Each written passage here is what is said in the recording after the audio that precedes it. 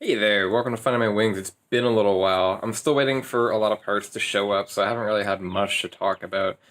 But there's been big news since my last video. The actual 2022 GR86 has finally been unveiled for the most part. There's been a lot of opinions floating around, so I figured I would just throw mine into the ring in case anybody ever cared. As you may or may not know, I do have a 2016 Scion FR-S. I was lucky enough to get the car, which is brutally low, 1,800 kilometers on it when I got it, so it's been basically a new car for me, and I actually drive the car, as you can see. So I've got a lot of dust, dirt, oil coating all over this car. I've just been driving it all winter, something to do during lockdown. I do daily drive this car, and so far I've put about 24,000 kilometers on the car, so I'm definitely not an expert that bought the car in 2012, but I am a somewhat modern owner that chose to buy this car somewhat recently for a lot of reasons. Aftermarket support, easy to own, cheap to own, amazingly fun, amazing tuning potential, and it's just really a car that takes away a lot of the concerns when owning something like a Skyline or a Supra around just parts availability, the age of the car in general. All that rubber becomes a bit of a concern, even if you get a good example. I've run 90s cars in the past, and they're fun, they're light, they have no safety, which makes them light, but at the end of the day, this thing has been a dream. So I figured I would drop my opinion. I know that the 2022 GR86 and BRZ have already had a lot of videos on them, but I thought I would give my opinion. So I can break it into a few kind of easy categories. The first one being just the visuals, the aesthetics of the car. The second being the actual chassis torsional rigidity of the car. The third being really the interior and the technology. And the fourth being the driveline in the car. And overall how I am seeing that car and why or why not I would consider ever buying one at this point. So I really like how simple the FR-S is, as well as the BRZ. It's just a simple to look at car. It's clean, it's smooth, it gives you a blank canvas to work with, whatever you plan to do, if it's a Verus wide body kit, or if you keep the car basically stock, daily it, and just love it until it dies. The car just looks great in any condition here. The new GR86 can really be broken down into sections. There's the front end, which at the end of the day, I think most of the community is starting to agree, it's not the prettiest. I think the best shot I've seen so far of the GR86 is the white one that's actually driving on a track. When it's actually on the road, moving, it looks a lot better. To me, it starts to become a car that needs a bit of a splitter, a car that needs to be stanced, and actually a car that might take really well to a big rear wing. So I'm not really a big fan of the new BRZ or the GR86 front end, but as you kind of come over to this front quarter of the car, I really like what they've done. It's actually just nice. It's what a lot of car guys do to this car, is to add that exit channel vent for brake heat, which this car actually does have brake heating issues. A lot of the times it'll be solved by, instead of putting these lights on here, you'll actually put a brake cooling kit that goes right through. So they did some of that. The one piece that I'm kind of sad about is they removed this little valence emblem thing. This is, to me, is just another point that you can modify. I think it looks great. It gives a lot of options, and I really like the FR-S version. Sorry how dirty my car is.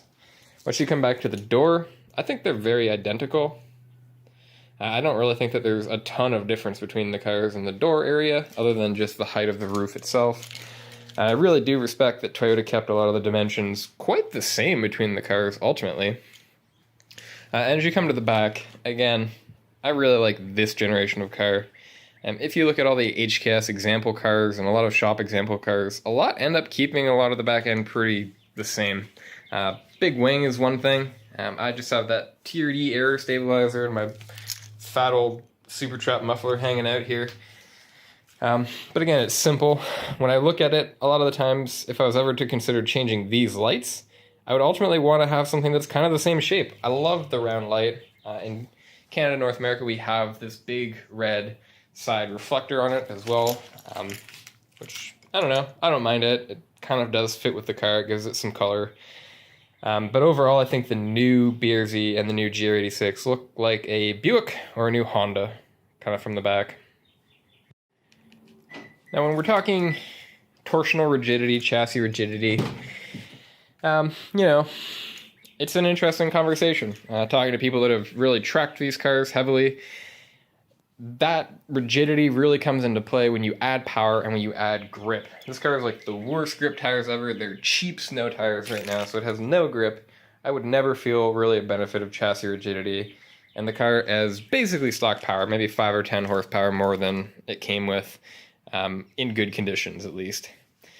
So to me, that's actually really interesting. When you're going to be building a really good car over time that's going to be very competitive, that chassis rigidity is going to be something that's hard to mimic.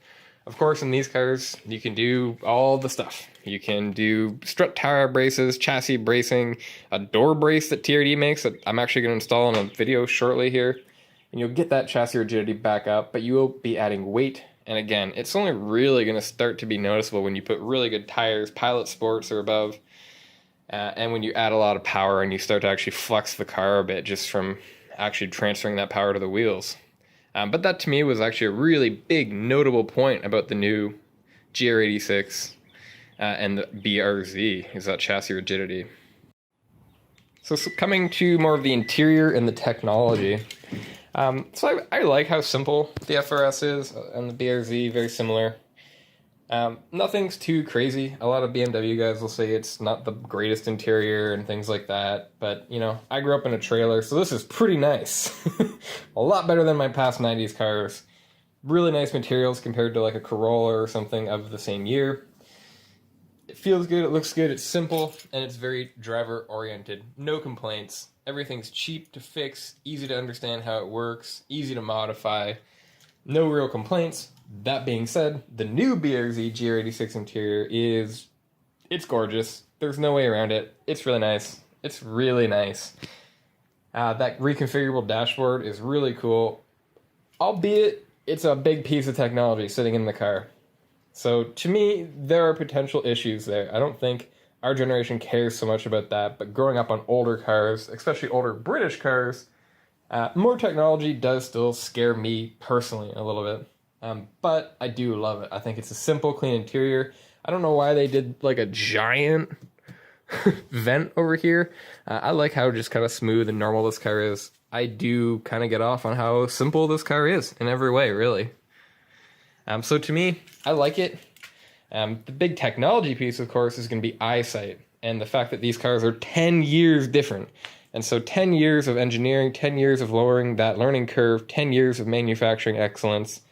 Subaru kills it at building really high performance cars at scale. Toyota kills it at building any car at scale. So there's going to be inherent benefits that we probably won't even know, and little Easter eggs here and there until the cars are really out and available. Eyesight to me is really cool. I think the BRZ always made a lot of sense to get in on automatic, and then something like eyesight becomes really cool. You have a competitive car that doesn't make you wish for all the features of an electric car or a fully autonomous car. You get just enough where you can still drive the car. It's an automatic, it's a good automatic, so it should be pleasant to drive. It won't be annoying or too sluggish, and eyesight and a lot of other protection suite features make it just a really nice car to feel comfortable owning. So that really leaves us with the Driveline.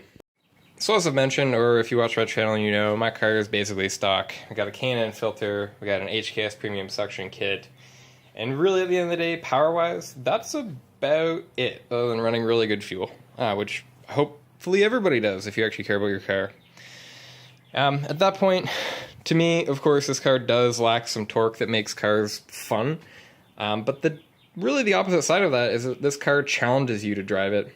And so this car is never going to just give you power when you want it. This car is never just going to have everything waiting there anytime you want it, which makes it really a car that teaches you. If you watch Initial D, they talk about that a lot with the old A86, that it was a car that really taught the driver, and not really vice versa.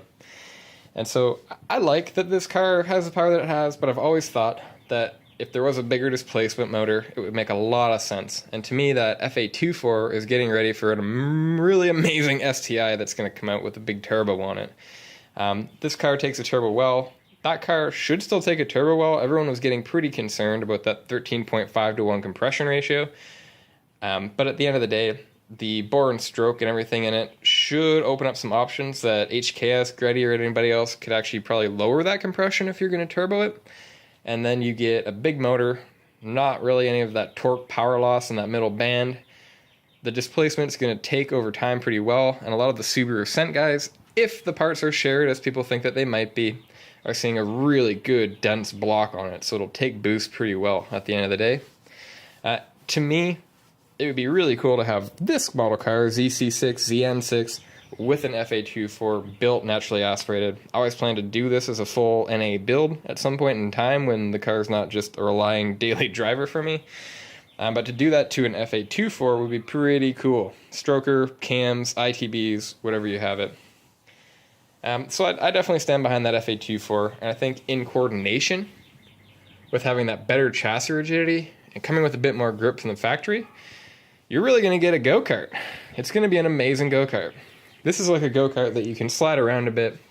I think you're still going to be able to slide around the GR86 BRZ 2022 version, but you're going to get that precision, just scalpel. A lot of people always talk about this car as the precise scalpel in all the families, BRZ, Toyota, Subaru Toyota, sorry. But the new one is going to be way more. You're going to have a rigid car, a good revver with more power. It's going to be pretty cool. And they kept the weight within range of the 2018 up GT86 as well, which is pretty cool. This car weighs in a little bit lighter. It was the final run car, and so it doesn't really have any of the heavy stuff in it, which is pretty cool. I actually really like that. And it sounds like Toyota is taking that same stance where they're going to make it a little bit lighter on the Toyota version, which makes it maybe a little more tail happy, which I really appreciate. I think the final question, of course, is, does it matter? Would I upgrade?